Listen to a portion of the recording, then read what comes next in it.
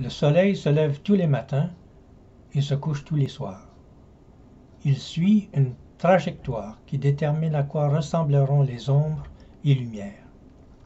C'est ce qui donne l'ambiance dans les couleurs que vous voyez. Un paysage du matin est différent de celui de l'après-midi. Encore plus dramatiques sont les effets des saisons sur l'apparence d'un paysage.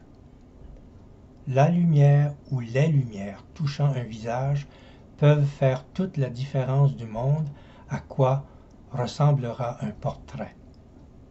Parfois au point de ne pas reconnaître la personne représentée. La lumière qui vient d'une ampoule frappe les formes à un angle différent de la lumière du soleil. Pourquoi?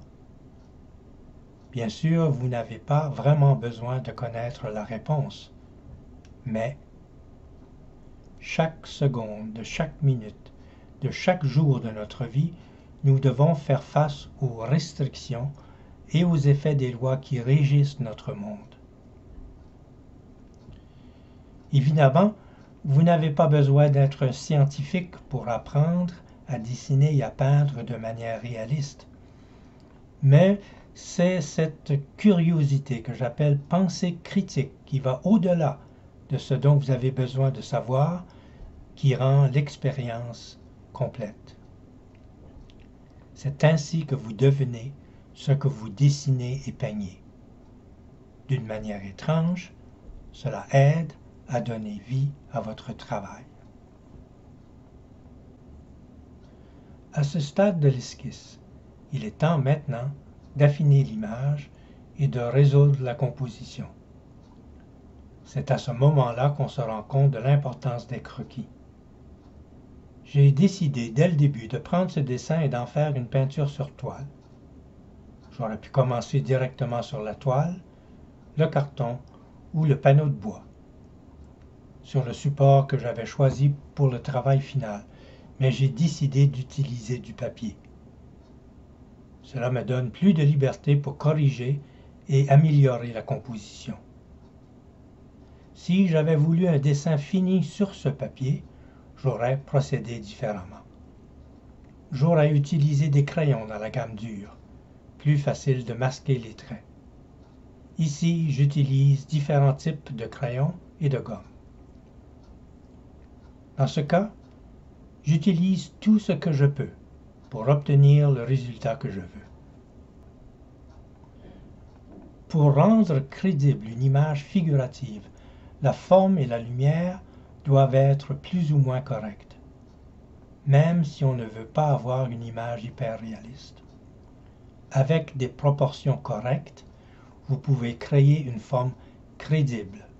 Avec ces formes, vous pouvez suivre la lumière et les ombres. Comme j'avais déjà décidé de l'angle et de la lumière que je voulais quand j'ai fait mes choix, il ne me restait plus qu'à continuer à utiliser le modèle dans la même lumière et à suivre simplement la forme. La lumière peut changer, mais pas la forme. Ici, vous comprenez l'importance de choisir. Mon travail est un processus d'étapes qui se déroule lentement. J'ai développé ce processus au fil des années. Je sais que si je m'en tiens patiemment à ce processus d'étape par étape, j'obtiendrai le résultat que je veux. À l'intérieur de chaque étape, il y a beaucoup d'espace pour des changements, des erreurs et de libre mouvement.